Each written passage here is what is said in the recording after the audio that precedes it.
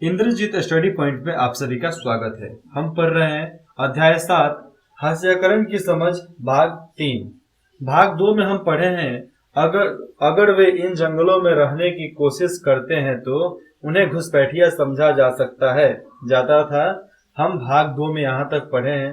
इसके आगे से हमें पढ़ना है भाग 3 में, मतलब इस अध्याय में। तो चलिए, उसके पहले मैं शुरू करने से पहले ये आदिवासी का कुछ सारांश दिया है, मैं इसको बता दूं। अगर आपने लाइक सब्सक्राइब नहीं किया है तो आप जरूर करो। आदिवासी लगभग 10,000 तरह के पौधों का इस्तेमाल करते थे। कितना? 10,000। उनमें से लगभग 8,000 प्रजातियां दवाइयों के तौर पर किया जाता था। 325 प्रजातियां कीटनाशकों के तौर पर किया जाता था। कितना? 8,000 प्रजातियां दवाइयों के तौर पे, 325 प्रजातियां कीटनाशकों के तौर पे, 425 प्रजातियां गोंद, रेजिन और डाई के तौर पर और 550 प्रजातियों रेशे के लिए इस्तेमाल की जाती थी। जिसमें से 8,000 दवाइयों के लिए, 325 कीटनाशकों के लिए, 425 गोंद के लिए, रेजिन के लिए और डाई तौर पर डाई तैयार कराने के लिए, मतलब लकड़ी से कुछ बनाने के लिए, जो 425 प्रजातियों से बनता था। 550 प्रजातियां जो वृक्ष था, पेड़ था, उनसे रेशा निकाला जाता था धागा बनाने के लिए, रस्सी बनाने के लिए, रस्सी पुरने के लिए। इनमें से 350 प्रजातियां भोजन के रूप में इस्तेमाल होती थी और 350 प्रजातियां जो थी भोजन के रूप में उसका इस्तेमाल किया जाता था। जब आदिवासी समुदाय वन भूमि पर अपना अधिकार खो देते हैं तो यह सारी ज्ञान संपदा भी खत्म हो जाती है। पहले इनके पास बहुत नॉलेज था, लेकिन बाद में यह ज्ञान नहीं लिखने की वजह से सब खराब हो गया, सब खत्म हो गया। अपनी जमीन और जंगलों से बिछड़ने पर, उनका जो जमीन था, जंगल था, जंगलों से बिछड़ने पर आदिवासी समुदाय आजीविका और भोजन के अपने मुख्य स्रोतों से वंचित हो गए। देखो, वंचित का मतलब होता है उस चीज से खत्म, हट जाना। अपरिचित का मतलब होता है उस चीज को जान लेना। तो वंचित अपरिचित एक प्रवाची शब्द, एक विलोम शब्द होता है। वंचित और देखो, वंचित और परिचित। तो एक कहानी याद आता है, मैं बता देता हूँ। एक इंजीनियरिंग कॉलेज में एक लड़की को होस्टिंग का मौका मिला, मतलब स्टेज पर जाकर उसको बोलना था कि आप सबको हिंदी भाषा से परिचित कराया जाएगा। तो उसको ये समझ में नहीं आता है कि परिचित वंचित में अंतर क्या होता है।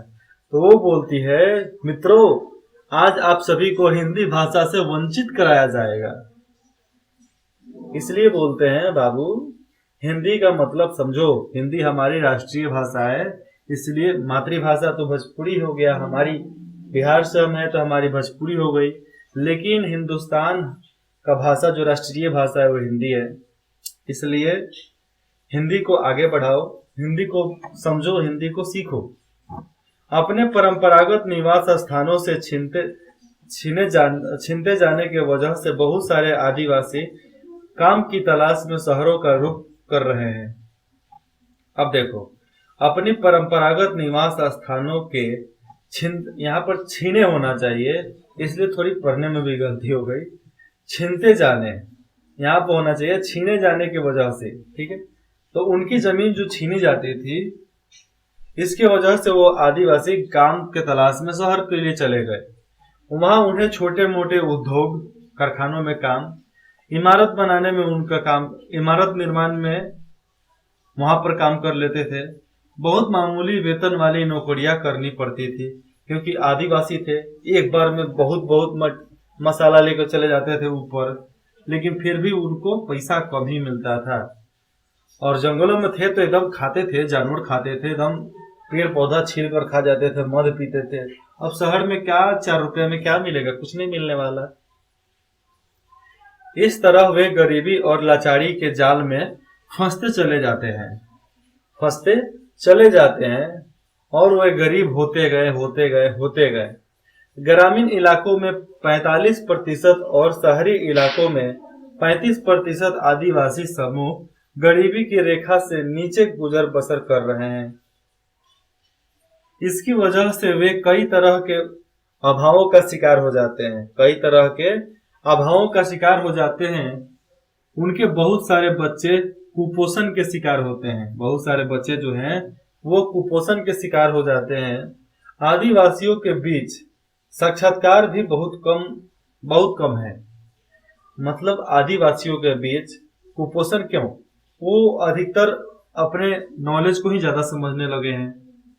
मतलब जो साक्षात्कार करना ही नहीं चाहते, हर चीज को फेस करना ही नहीं चाहते हैं, और हर चीज को फेस करने की जो संख्या होती है उसमें आदिवासियों में वो भी अब कम होते जा रही है।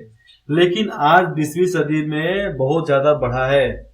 बहुत ज्यादा जनजाति और आदिवासी जितने भी लोग हैं वो बढ़ चढ़ के आगे आए हैं। दलित जाति और अनुसूचित जाति और अनुसूचित जनजाति भी, आदिवासी, ये सब लोग बढ़ चढ़ के अब आ रहे हैं। हमारे आज देश की राष्ट्रपति जो हैं द्रौपदी मुर्मू, वह भी एक ओडिशा के आदिवासी परिवार से आती हैं, वो भी आदिवासी ही हैं। अब आदिवासी राष्ट्रपति बन सकता है तो भैया बाकी चीज का तो बात ही छोड़ दो। अब आदिवासियों को उनकी जमीन से हटाया जाता है तो उनकी आमदनी के स्रोत के अलावा और भी बहुत कुछ है जो हमेशा के लिए नष्ट हो जाता है। वे अपनी परंपराएं और रीति रिवाज गंवा देते हैं जो कि उनके जीने और अस्तित्व का स्रोत है। जो आदिवासियों के जनजाति समूह के लोग होते हैं वो देखो जंगलों के स्रोतों पर ही जीते थे। रिवाज, गांव का जो रिवाज था, रीति रिवाज, उसको निभाते थे। अब उनका वो अस्तित्व खत्म होते जा रहा है, खत्म हो गया है, ना के मात्रा में अब रह गया है। सब फैशन का जमाना है भैया।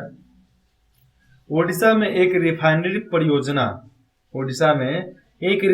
परियोजना के कारण विस्थापित हुए गोविंद मारन कहते हैं, उन्होंने हमारी खेत की जमीन छीन ली, बस थोड़े से मकान छोड़ दिए हैं।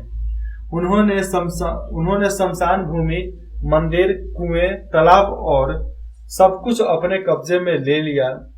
अब हम कैसे जिएंगे? शमशान भूमि वो ले गए, मंदिर ले गए, कुएं ले गए, तालाब ले गए, सब कुछ हमसे छीन लिया, तो हम कैसे जिएंगे? ये सवाल लाजमी है। जैसा कि आप पढ़ चुके हैं कि आदिवासी जीवन के आर्थिक और सामाजिक आयाम एक दूसरे से जड़े हुए हैं, मतलब एक दूसरे से जुड़े हैं। एक दायरे में होने वाला विनाश दूसरे दायरे को भी प्रभावित करता है। अगर तराजू के एक पल्ले पर भार देंगे तो दूसरा उसका पल्ला जो होता है उस पर भी असर पड़ेगा, चाहे वो नीचे जाए चाहे ऊपर जाए, पड़ने वाला ही है। इसलिए अगर एक गांव बीमार हो जाता है तो उसकी हवा दूसरे गांव में भी लगेगा। संघर्ष से गुण होत है, संघर्ष से गुण जात। इसलिए वैसे इंसान के साथ रहो जो होशियार हो। 5 होशियार दोस्तों के साथ रहते हो तो छठा होशियार दोस्त तुम होगे। 5 पढ़ने वाले दोस्तों के साथ रहते हो तो छठा पढ़ने वाला तुम होगे। 5 बेवकूफों के साथ रहते हो तो छठा बेवकूफ तुम होगे। 5 गधों के साथ रहोगे तो छठा गधा तुम बन जाओगे। अगर 5 ना पढ़ने वालों के साथ रहोगे तो अगला ना पढ़ने वाला तुम बनोगे, छठा। उनके संसाधनों के लिए होने वाली छीना झपटी और विस्थापन की यह प्रक्रिया अक्सर दर्दनाक और हिंसक होती है, और उनका जो संसाधन है उसका छीना झपटी विस्थापन की जो प्रक्रिया होती है वो बहुत दर्दनाक होती है, हिंसनात्मक होती है। अगर आदिवासियों से कुछ आप छीनते हो तो छीना झपटी भी करेंगे, उसको विस्थापित करते हो तो बिना मारपीट किए तो भगा नहीं सकते हो। तो इसलिए बहुत दर्दनाक और हिंसक होता है। मतलब वहां पर बहुत जनसंहार करना पड़ता है, तभी वो लोग छोड़ कर जाते हैं। नहीं तो कोई अपना घर आसानी से छोड़ के चल जाएगा क्या? अरे हम लोग तो जिस क्लास में पढ़ते हैं उस क्लास की गर्लफ्रेंड भी दूसरे क्लास को नहीं पटाने देते हैं। बात है कि नहीं है? तो ये तो भाई नॉलेज की बात हो गई। और ये जमीन की बात होगी, जमीन कैसे छोड़ दे अपना। इकाई 1 में आपने पढ़ा था कि मौलिक अधिकारों के जरिए हमारा संविधान धार्मिक और भाषीय अल्पसंख्यकों को सुरक्षा प्रदान करता है। ये हम इकाई 1 में पढ़ चुके हैं। आपकी राय में इन अल्पसंख्यक समुदायों को ये सुरक्षा क्यों मुहैया कराई जा रही है, ये बताना है। अल्पसंख्यक शब्द आमतौर पर ऐसे समुदाय के लिए इस्तेमाल किया जाता है जो संख्या की दृष्टि से बाकी आबादी के मुकाबले बहुत कम है। मतलब जो बाकी समुदाय से जो कम होते हैं उन्हीं को अल्पसंख्यक शब्द के तौर पर आमतौर पे उनको वह कानून को मुहैया कराना पड़ता है। लेकिन यह अवधारणा केवल संख्या के सवाल तक ही सीमित नहीं है। लेकिन जो ये बात है वो केवल संख्या से ही रिलेटेड नहीं है, बहुत ज्यादा सवालों आते हैं, उसमें संसाधन आते हैं। इसमें न केवल सत्ता और संसाधनों तक पहुंचने जैसे मुद्दे जुड़े हुए हैं। और इन अवधारणा के वजह से देखो, अगले को पटा कर रखोगे तभी तुम्हारा काम निकलने वाला है। आदिवासियों को पटा कर रखोगे मतलब उनको सहमत करके रखोगे तभी तुम्हारा सत्ता टिकेगा, सरकार बना कर रखोगे, संसाधन तुम्हें मिलता रहेगा। और नहीं तो दुश्मनी ही कर लोगे तो कहां से मिलेगा, कुछ नहीं मिलेगा। बल्कि इसके सामाजिक और सांस्कृतिक आयाम भी होते हैं। जैसा कि आपने इकाई 1 में पढ़ा था, भारतीय संविधान इस बात को मानता है कि बहुसंख्यक समुदाय की संस्कृति समाज और सरकार की अभिव्यक्ति को प्रभावित कर सकती है। और बहुसंख्यक जो बड़े बड़े समुदाय वाले लोग होते हैं, मजबूत लोग, उनकी सांस्कृतिक समाज और सरकार में विभक्ति मतलब उनका अभिव्यक्ति मतलब सरकार में उनका वर्चस्व बहुत ज्यादा है। ऐसे सूरत में छोटे मोटे आकार घाटे की बात साबित हो सकती है और संभव है कि छोटे समुदाय